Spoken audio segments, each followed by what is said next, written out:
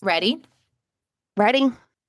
Hey everyone, welcome back to the latest episode of Snitchin'. It's your host, Kristen. And Brittany, get ready for the best part of your day. And it's Wednesday. You know what that means. We've got another great guest episode. We've got someone, a busy, busy gal over here, another Canton native. Please welcome to the pod, Molly. Hi, I'm so excited. Thanks Yay. for having me. This is going to be so great. So, Molly not only works for the Bruins, yes, those Yep. Bruins, but she also works part-time as a fitness instructor at a women-owned business, small business, also does spray tans on the side. So, we're going to talk about all of that and just basically how she manages it. Yeah, you are busy. Damn. Booked and busy. So, and then we're also going to talk about kind of transitioning out of a long-term relationship in your 20s and kind of starting over, which Molly has some experience with. So, yeah, a lot to get into.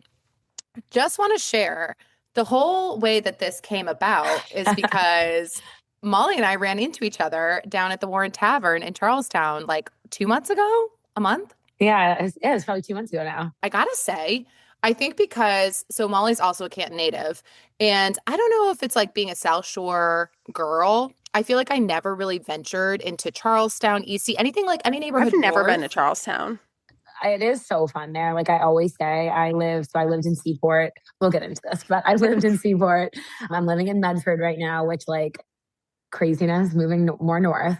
But I always say like I would love, like ideally would love to like not settle, but own property, rent for a longer period of time in Charlestown. It reminds me of like a suburb, but you're right outside the city. A lot of like neighborhood feels, amazing restaurants. It's the best there. Yeah, that sounds right up my alley. Yes. I never knew about Charlestown until like the past couple of years. Yeah. And I'm sure that, obviously it's been around forever, but now like when I go to Charlestown, I do see more people I knew from like Canton or like different walks of life, like not Boston, Yeah. I feel like it's like where you start to go in your 30s. Yes. Yeah. Yeah. Totally. And when we saw each other, we like immediately we were like, "Oh my God, hey!" And then just immediately started talking the pod. And I'm like, "Molly, you've got to come on the pod." She's like, "I love the pod." So it was a match made in heaven, made in heaven, in Warren Tavern heaven. And so we couldn't be happier to have you on. So let's jump into it, shall we? Yeah. Sure. First of all, I gotta just ask, like, how do you manage your life? Like, Yeah. how do you keep a sense of balance? Because you've just got so much going on. I know, I really do. So I'm like, I would say that I'm type A, but like, I feel like my whole life, my mom was always organized and I was always someone that was like planned my outfit the night before school. And before I was working with the Bruins, I was a therapist for kids with autism, which obviously you have to be super organized with working with children anyways, and just being around kids in general. So I feel like it all like works for me because I've always just been someone that's organized. Like I'm always thinking one step ahead, which like sometimes I have to remind myself like to slow down. I'm like, I definitely give myself rest days where I'm just like rotting on the couch, but definitely takes a lot of organization and like my calendar is my savior. So yeah, or else you'd probably have no free time. Right, exactly. But like I also am someone that like I'll say, oh my God, like I am saying no to every plan next weekend. I'm not doing anything. And then like I'll be there in my house and I'm like, damn, so what do I do? Like I need plans. Like now I'm bored. Yeah.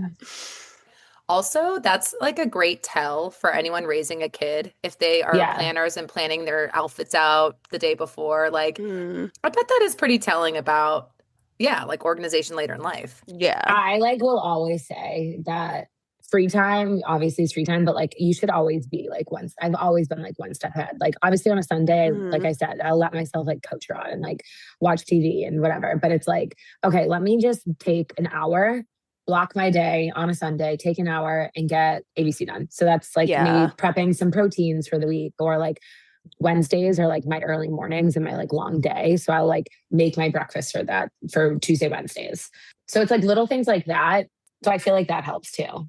Totally. I feel like I used to be someone when I was younger. Like if you were to, I never picked out my outfit the day before school when I was young. I mean, I was like, barely ever made it to school. Let's I share. mean, when I say pick up my outfit, I mean my Victoria's Secret leggings and my Abercrombie sweatshirt.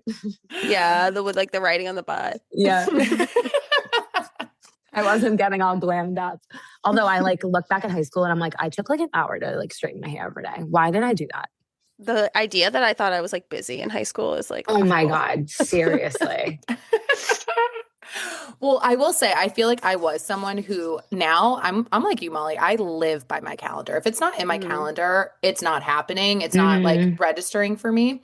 But I think I used to be someone who thought the idea of like planning things out in advance, it seemed like too much work or whatever. But people have that wrong. It's like if you just take the hour and get your stuff like ready, you have so much more peace. Like there's not your stress is gone. It's not adding stress. It's just like it's managing it. So I'm totally with you there. Yeah. I'm curious though what you said about working with kids with autism. I had no idea. Another chapter unfolds. Truly. So is that like what you thought you were going to go to school? Like obviously, did you go to school for that? Is that what you thought you were going to do? Yeah. So I have a degree in psychology with a like focus on child development. So at first, like, you know, when you're 18, I'm like, I want to be a therapist. I want to be a psychologist. And then I learned that like that would require like 12 more years of school and college and money. So I'm like, but I always knew I like wanted to work with kids. I think that I'm just someone like overall in my life that is like my love language is helping. Or what's the love language? Like acts of service. Yes. So I kind of like put all these together. And yeah, I was a therapist for kids with autism. It's called an ABA. And I think at like 24, and like I loved it. It was so rewarding, but I was working home to home. So I was home-based services and like you're getting paid nothing there. And like you have no time off. Like I was like eating every meal on like someone's like living room floor, like dirty rug. And like some of the families were awesome. Like a few of the moms would be like, oh my God, what can I make you for dinner? Like, and like we really had such a great relationship. But then like, you know, there's like the more low income families where like they don't even know you exist and you're their babysitter for the day. Yeah. But so, yeah, I kind of at 24 was like, okay, I can go to school and get like a higher degree in this field and obviously like put more time and money into it. But that would require like at least 2 or 3 more years of school. And I just think I was like so burnt out. I was 24. All my friends had gone to school basically for like teaching or nursing. So it's like they were on with their careers by this point. Yeah. So I was like, what can I do with the skills that I have? And like, what do I love about this job that I can like transfer? So that's when I started looking up executive assistant positions and the Bruins position kind of just fell into my lap, to be honest. Wow. So yeah, that time of my life, I'm so grateful for, especially like hopefully one day, like when I have my own children, like I learned so much from it. And like with my sister's kids, my friends' kids now. So I feel like it was definitely like the right place for the right, what's that saying? Right. Do you know what I'm saying? Right time, right place. Yeah. I can respect that. I feel like I say all the time, like I have no desire to go back to school. I'm sorry. Oh my God. I literally was like, don't want to do it. I didn't love school as it was. Like, I mean, I got A's and D's, but I wasn't like, I hated test taking. I'm not a test taker. So I was like, the thought of like going back to get my master's and doctorate, like absolutely makes me want to like, no. And I started taking prereq courses and I was like, gonna do it. I was on board. And then I think I was just like, do I really want to spend 2 more years of my life in school? Like, no. Like taking tests. Yeah. Right. Writing papers. And it's like our generation is the generation we talk about all the time that has kind of recognized too, like what would the financial impact of going back for those 2 years have been? Yeah, it's so true. I think that maybe at that point in my life, I kind of already thinking about like, what is my 5-year plan here? And like, what do I want for myself? And that's when like my whole life kind of unraveled from there in a good way and bad. So yeah. Interesting. One quick thing that you just said that I'll mention. So my cousin Erin and actually Brittany's cousin Emma, both ABAs. And we've talked to them before. And Britt, I remember something you said. You said to Erin, your job has prepared you so well for being a parent. Like she was just talking about how she had to like learn to, you know, like be patient and like deal with like the uncertainty of kids like from 1 minute to the next. Yes. Which is like a thing that like I had to learn the hard way for parenting. Totally. So, okay. So now you go and you get the executive assistant position with the Bruins. I'm so curious about this. What's your favorite thing about working for the Bruins? I mean, obviously so much. Like, I feel like growing up in Boston, that's like a dream. But it's funny because we joke kind of now that like if someone comes in for an interview, if their only thing is to get them this job is like, oh, I love the Bruins, I'm the biggest fan. It's like you have to give us something more than that. Yeah. But obviously that is very cool. But I feel like the best thing about really working for them is my coworkers and like honestly the family. So the Bruins are owned by Delaware North, which is essentially a hospitality travel group. Their headquarters are in Buffalo. So we're the only sports team they own, but they run and own different stadiums like airports. I don't know if we technically own Yosemite National Parks. I think we do. So we own a bunch of national parks, but so we're the only sports team they own. Yes. That's wild. I know. But yeah, so I feel like Delaware North has done a really good job about like building like a family within our office space. Like I always say that, the grass isn't always greener. Obviously, we all know that, but we have great values like set in place. I think as like one of the things that I first thought of when you said that you worked for the Bruins and then you talked about working for a small business, women-owned business as a part-time fitness instructor, to me, it feels like the Bruins are such a male-dominated field. So have you noticed any differences in that and just how maybe like you work with your coworkers from the fitness instructor business to working for the Bruins? Or is it just like these are apples and oranges and it's hard to compare? I know. I mean, obviously that's like the elephant in the room right now with the whole USA men's team and women's team, hockey team winning. Like, oh my God. But I grew up playing hockey too. So like, and like, honestly, a lot of my female coworkers have grown up playing hockey.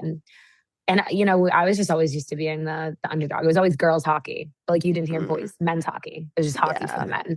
So that's just funny. But the gym I work at called My Stride, which we're located in Charlestown, Southie, and now Beverly. So amazing for them. It's 3 women that own it. And then obviously Delaware North Bruins are a huge entity. Delaware North is owned by, I think, 3 brothers. Yeah. So yeah, there's definitely a difference, but it is so crazy you ask because I feel like this year more than ever, like my office off the top of my head, I want to say that like 1, 2, 3, like 8 VPs or SVPs are women.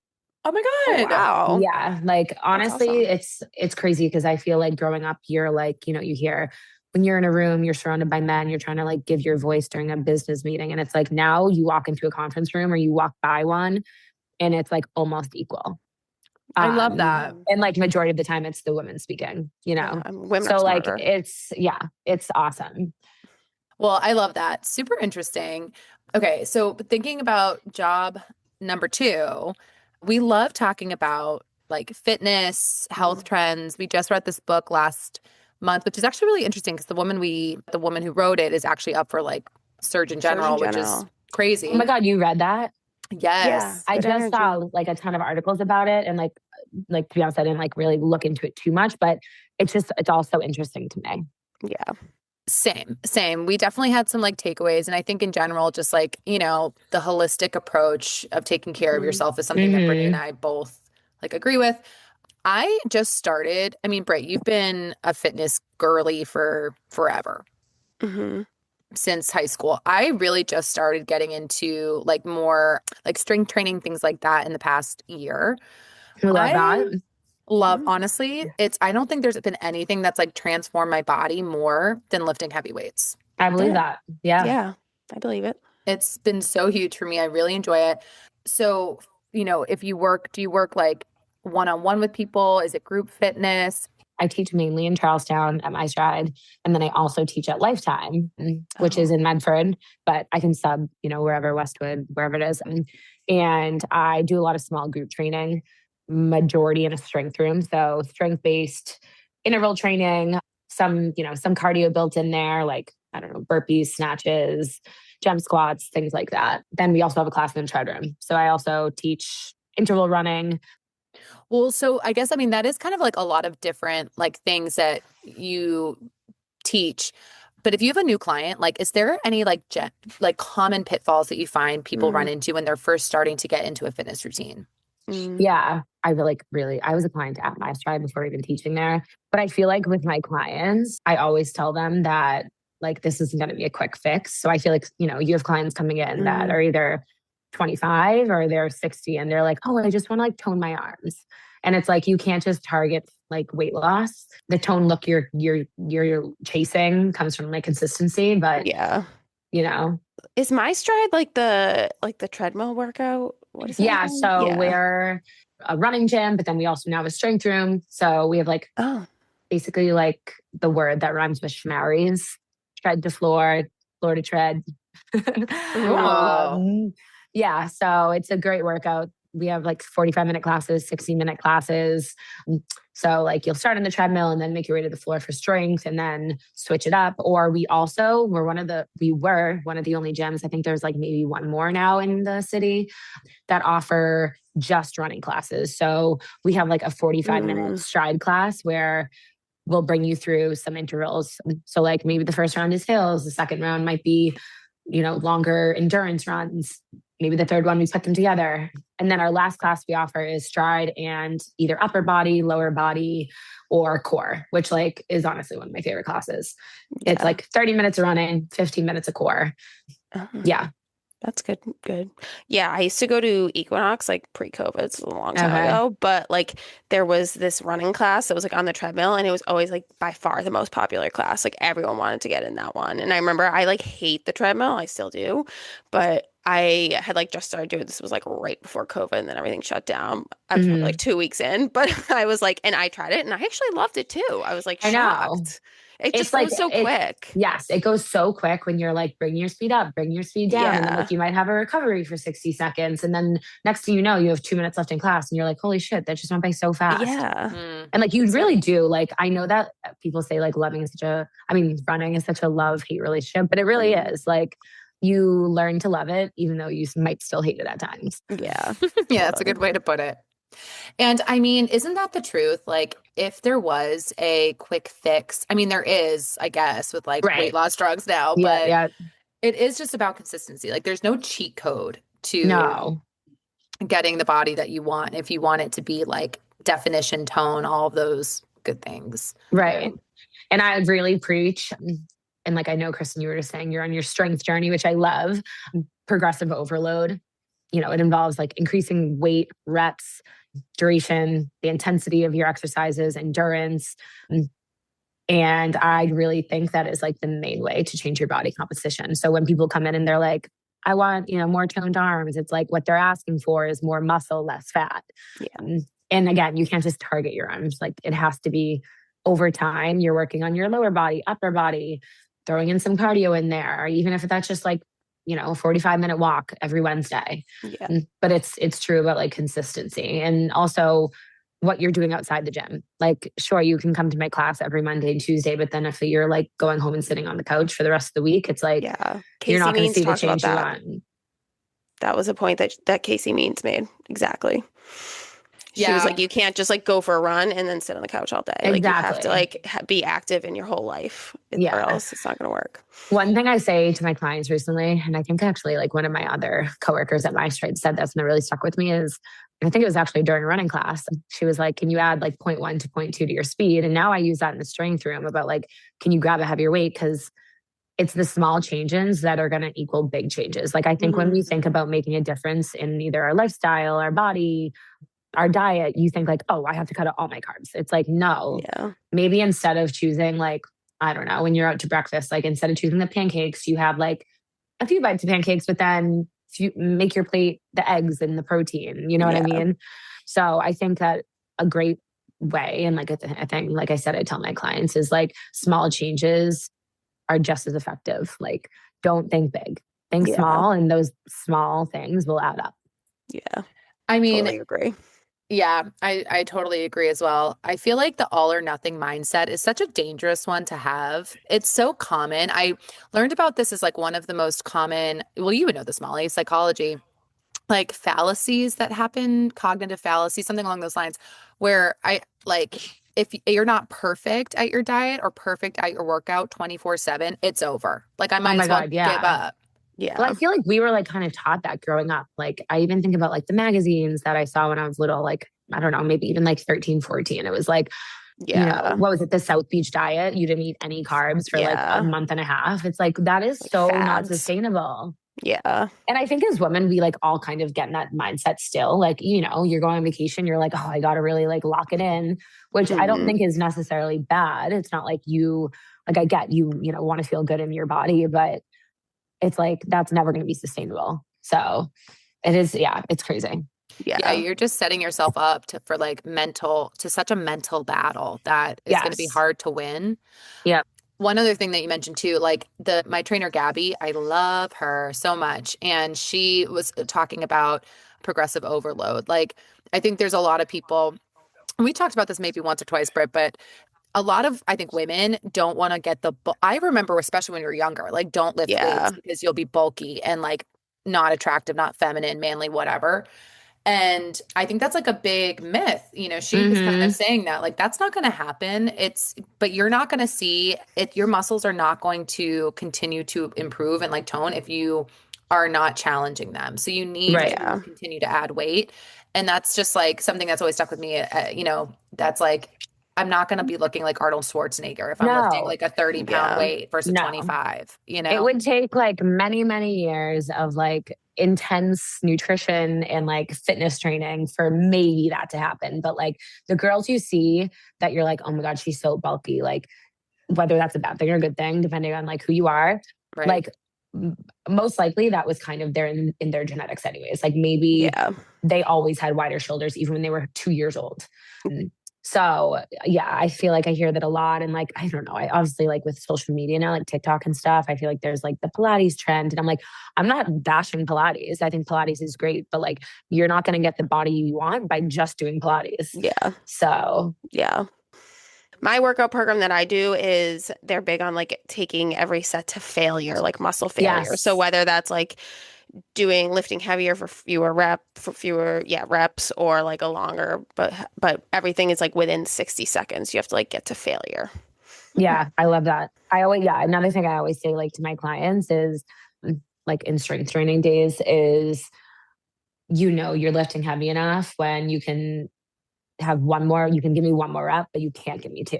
Yeah. And that's like a really good like benchmark to be at. So like, let's say a squat, like you don't honestly want to hurt yourself, but like if you can give me 5 more squats, you probably could lift heavier. Yeah. And it's funny, that going back to like social media, that trend of like showing babies and it's like, this is your trainer who does this, or like, like, I just think those are so funny. But my stride just did it. And like my baby picture was like, this is like, I think it said like, this is your trainer who will drop a heavier weight by your station, like without you knowing.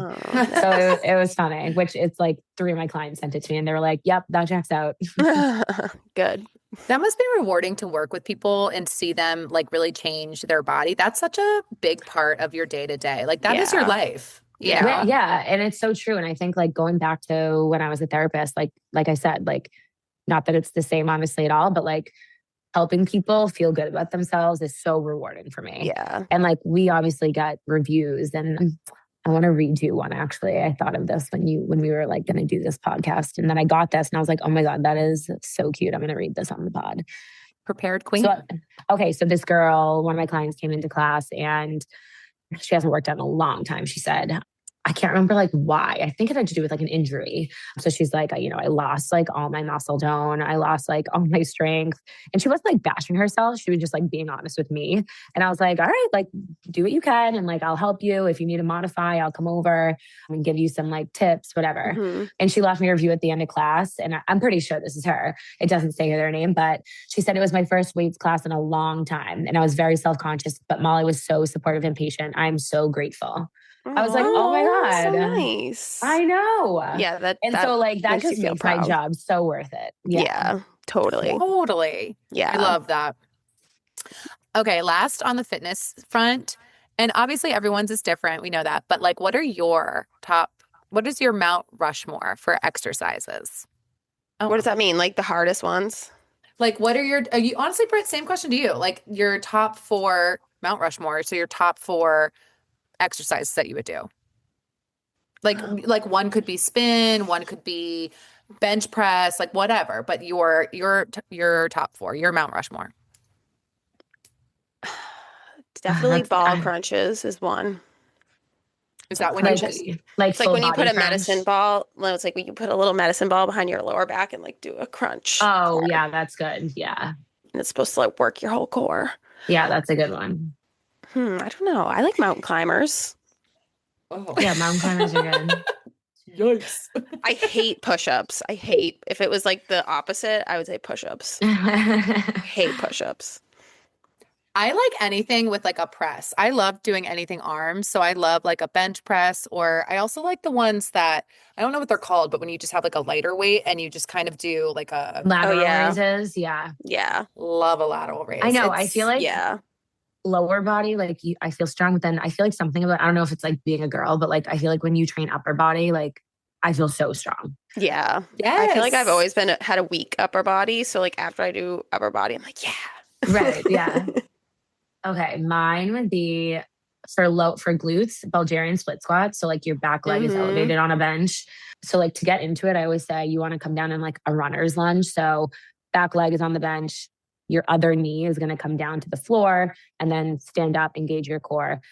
But then more so after that, like even body weight, you'll still feel it. I like if you lean your body a little forward and then you're driving that knee down, you'll really target that glute. And I really feel like that is a great way to build your butt. While also targeting your like quads and hamstrings a little bit too. That's and then one of my favorites recently is a bear plank pull through. I like doing with a kettlebell. So bear plank, like knees are just hovering off the ground. Yeah. Tuck your hips, and, like squeeze your core.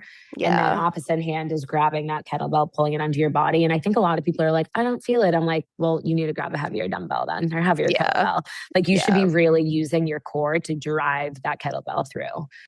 And then I feel like my like other recent one is a half kneeling overhead press, because like it's a lot of core work because you have to keep your body balanced. And like controlling your breath as you drive that weight up overhead. And like you said, I feel like you just like feel strong doing it. Yes. Yeah. I like a skull crusher. Yes. Yeah. Is that when it's like a little, you're working kind of like the lower or yeah, your tricep. Tricep. Yeah. Like you lay on the ground or on a chair. Yeah. But I hate chest and I hate upper back. See, it's funny because I teach Monday and Wednesdays mornings, and the main lift changes every month. So, but for February, chest press was on Wednesdays, and I loved coaching it because like there's so many people that would come in, especially like mostly females, and they'd be like, oh my God, I'm so weak at this. But like, it was so great to see over time. Yeah. They'd start with just a 35-pound bar. And then by the end of the month, they're like, you know, they have like 25, 30 pounds on either side of the 35-pound bar. That's a good point. And it was so great to see. The Bulgarians that you mentioned, those ones are so tough, but I feel so good after. Yes. Yeah. Another one like that. I don't know what it's called, but it's when you have either like a long barbell or like two weights on your hips and you're kind of elevated off the floor and you're just thrusting. Yes. Yeah. Thrusting your hip up. That's one of our main lifts, and it's so good. Yeah. That's like a huge way to grow your glutes. Yeah. It does. Oh my God. My butt was like, it was singing after those. It was like, and then there was ones I did that where it would be like, go up one full and then do two little presses. And that was like, really tough, but it felt great after. Yeah. Like working your glutes is a true testament to like the saying, no pain, no gain. Like after like leg day, if I'm not sore, I'm like, damn it. Like I want it to be sore. Yeah. Yeah. And then when you're sore, you're like, this sucks. I know. Like I can't walk down the stairs. Yeah. But I do like feeling sore because it's just that reminder. Yeah. Right. Like I crushed it. Yes. So on top of all of that, I feel like we could talk fitness stuff all day. But you're also doing your spray tan business on the side. So I'm so curious about this. How did you get into this? What's the backstory? How'd you get started? Oh my God. Yeah. So I feel like I've always been in, again, to helping people, self-care, all of that. Like I literally remember when I was like 8 years old, giving my mom like massages or like pedicures at night. Like I've always just been like, and my sister and I would like give each other back massages. But so I got into spray tanning probably like the year before COVID, because I remember coming home from work and being like, how is there not one place in the city that I can like pop in, get a spray tan on like a Thursday night and like marinate in it for Friday? Yeah. And if there was, it was like, there was one place in the North End and it was like $90 with a tip. And I was like, this is insane.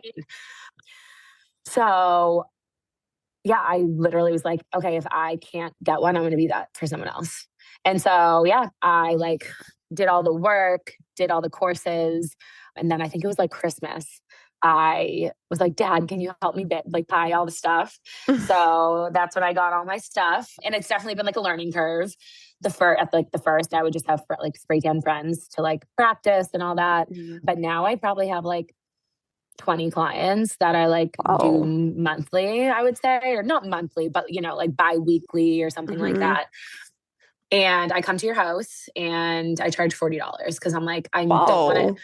Yeah, like that's my big thing. I don't want to increase prices. Like the whole reason I was doing this is to like not be expensive. And like honestly, I'm doing it for fun and like it is fun. I've done like bachelorette parties. That'd be fun. Yeah, it's a fun time.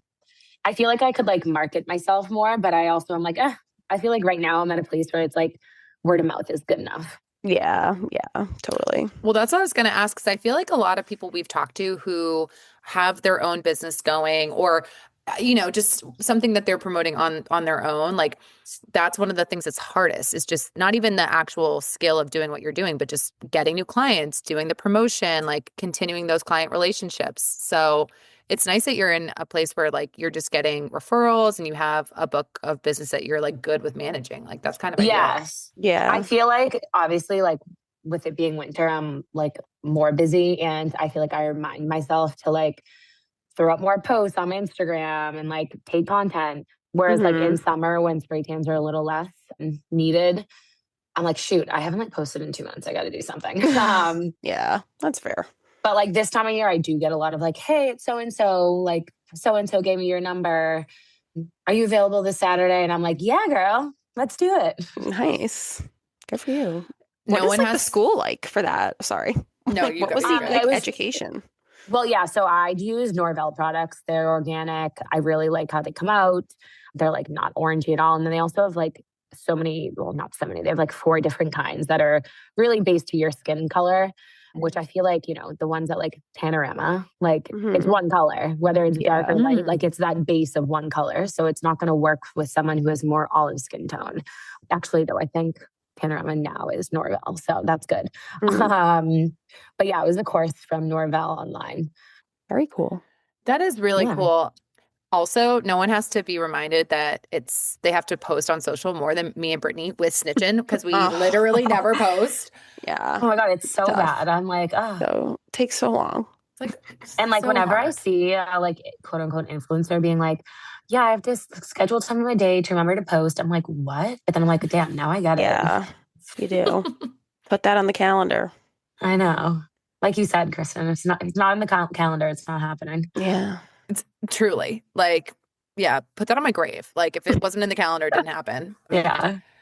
But isn't it like great? Like we had that period of time, high school, where we used to just go fry ourselves. Oh, yeah. Oh my God. Prom.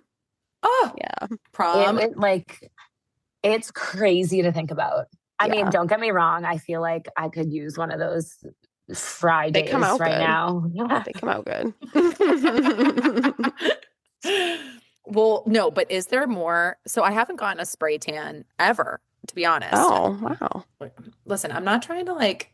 Well, yeah, brag. you get that dark skin. You get true. I was gonna say you have that like. What are you, Kristen? Are you Italian? Sicilian, yes. Okay, so us Irish girls over here aren't as blessed. Yeah, nah, we've done the spray tans.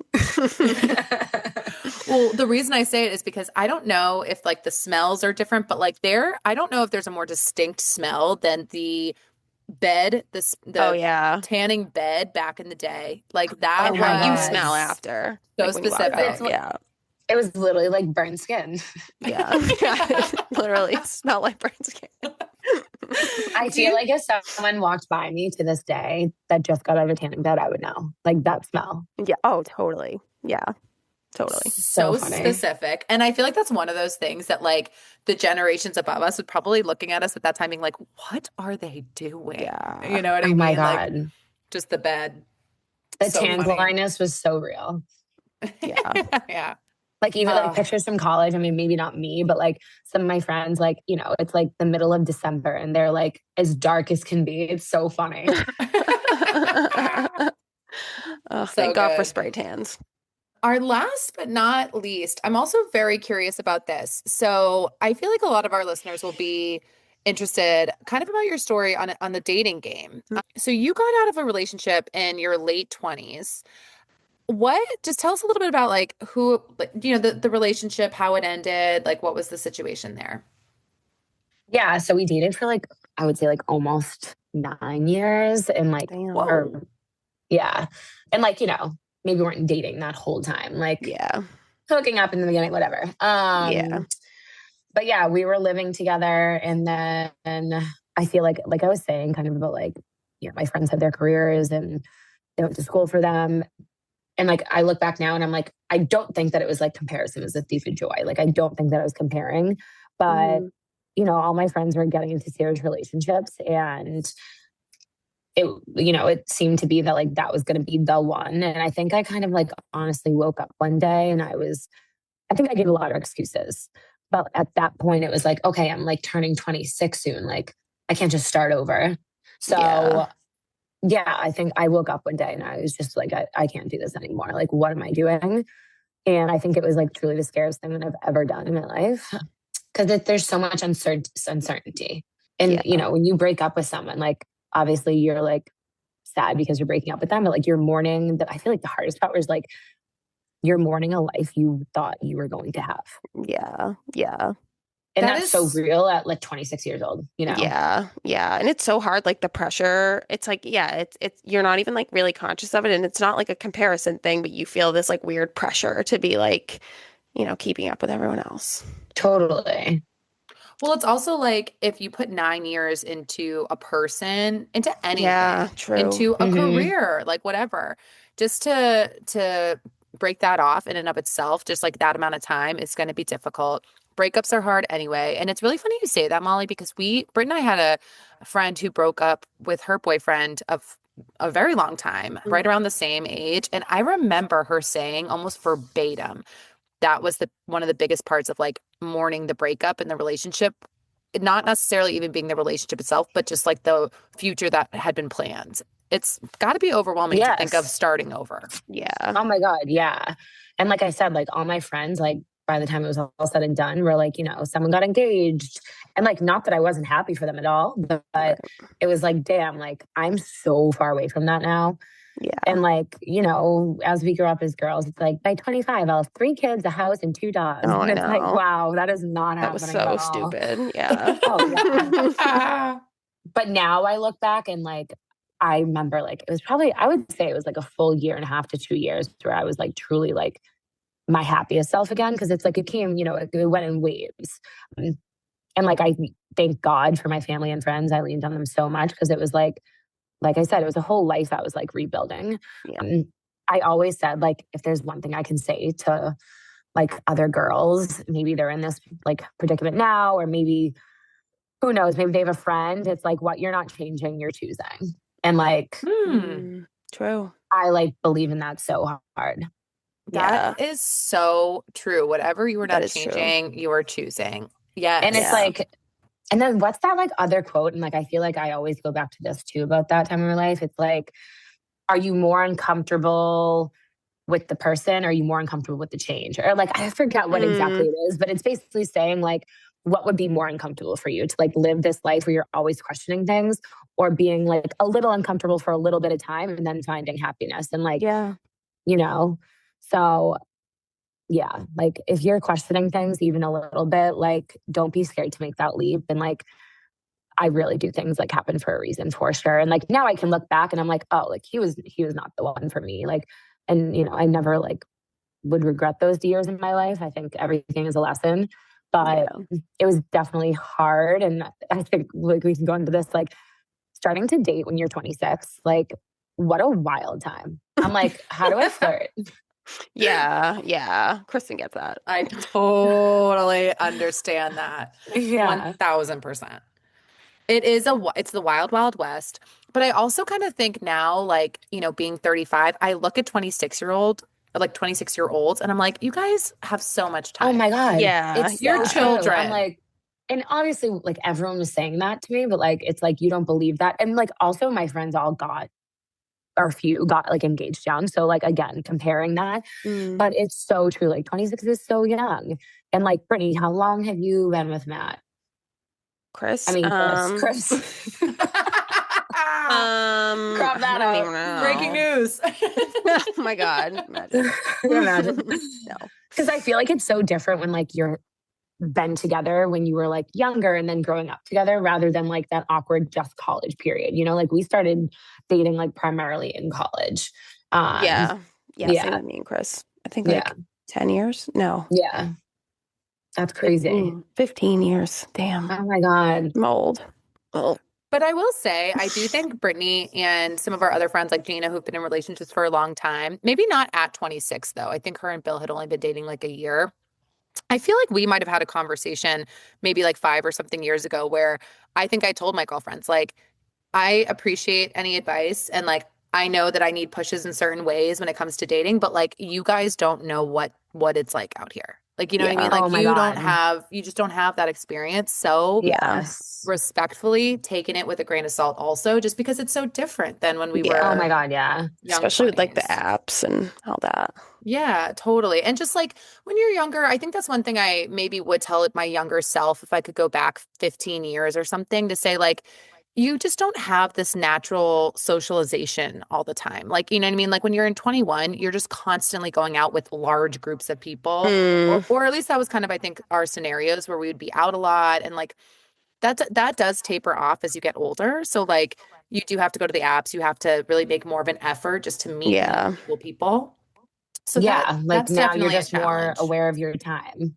Yes. Yes. No, that's so true though. Going back to like friends putting in their 2 cents and stuff. Like I feel like when I first downloaded like whatever app it was, like I went on one date and like I remember my friends would be like, oh my God, we love him. You should definitely see him again. I'm like, guys, I literally don't know this man. Like you don't know this at all. Yeah.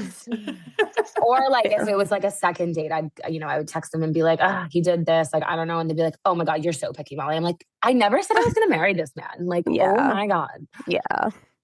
That might have come my way once or twice. Yeah, I get that. Yeah.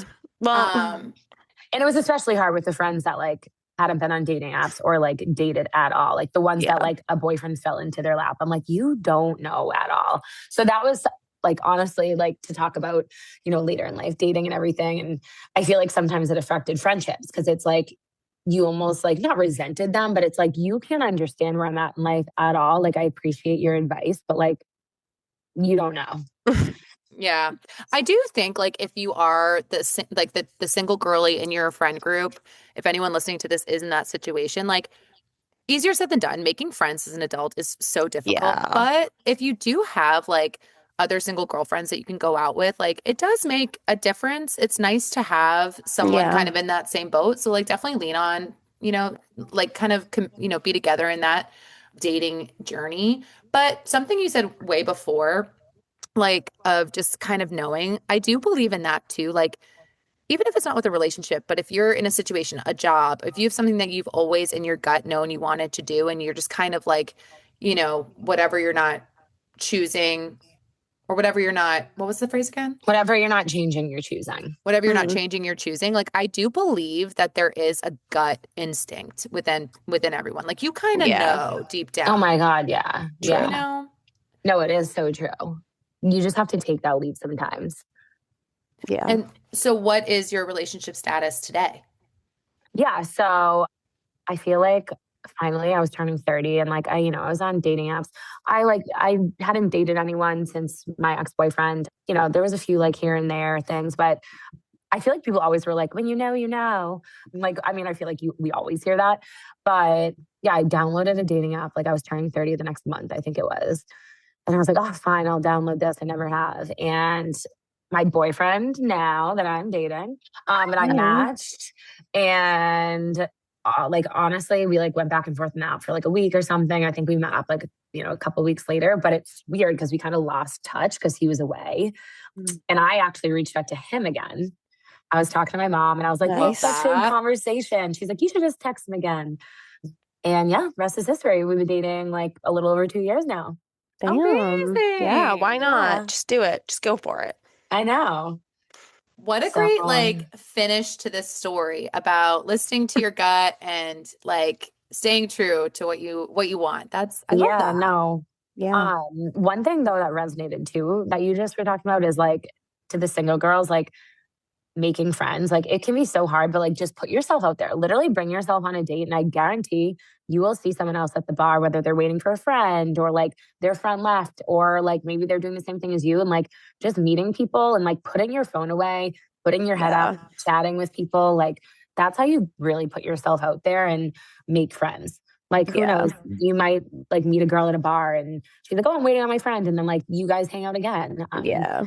And on like the adverse side of that, is that the same? On the other side Yeah. of that, Yeah.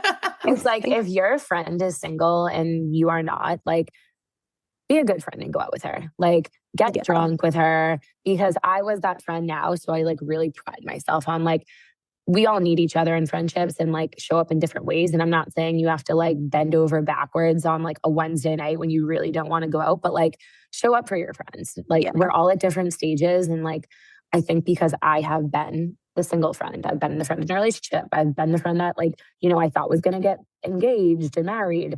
Like I'm more aware of it. So, and like more sensitive to it. Mm. So yeah.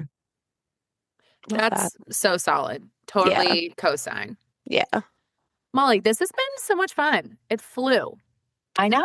Oh, So much Yeah, to thanks talk for having me about. on. I feel like we could go on for like an hour, oh my God, totally. hours. Yeah, Truly, totally. you'll have to come back. So much Yeah. that we covered. Like, really, like, good for you, girl. You just get after it and go for what you want. And that's Yeah. really So awesome. So, inspiring and Oh my God. motivating. Thank you guys. Also, I need your like book club reads because I got my first library card Oh, nice. since I moved out of Canton, aka 20 years ago.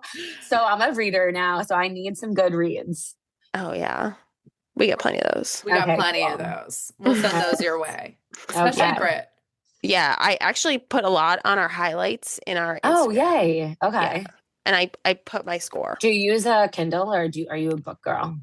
I mean, the Kindle is just like so easy. I do I love a know. physical book, but it's just reality. Like the Kindle, it's just instant gratification. It's I so know. easy That's to what, bring and pack. yeah. Everyone says that. And I'm like, I feel like I'd get anxious about like how much pages I have left. Like I know you can obviously see the page number, but I'd be like flipping to see like when's the next chapter. Whereas like a book, you can like see. I don't know. But I've never had a Yeah. Kindle, so I don't know. I'm a big table of contents girl. I always will like go in the Kindle, you press in like the top left, and then there's like you can see the table of contents. So you can see like how much to the next chapter. Okay. I do like Yeah. that. Planners. As someone who is very like firmly in the physical book like camp, I have since switched to a Kindle and probably am not going to go back. Really? Yeah. Yeah, Wow. But I do love a physical book. I still read books. I think it's If I fun get to them. like go to a bookstore too. Like there's something about Yeah. like going to the library or like, I don't know, if you're in like a new city or like a new little town, like going to their little bookstore, Yeah. Yes. 100%. Agreed. Yeah. I mean, I think one of the things now is like I kind of collect all my books. So I feel like I like having a lot of books physically in my home. So that was another thing that I didn't want to give up with the Kindle. But I mean, there's good to bad. There's good and bad for both. Yeah, totally. But well, we hope everyone enjoyed this episode. We will be back on Friday with a regularly scheduled program. Make sure to like us, follow us, comment at us at snitchinpod on TikTok and Instagram. Go to our website, snitchinpodcast.com, and tell everyone you know about us. Thanks so much, Molly. Thanks, Molly. Bye guys. Thanks for having me. Bye. Bye.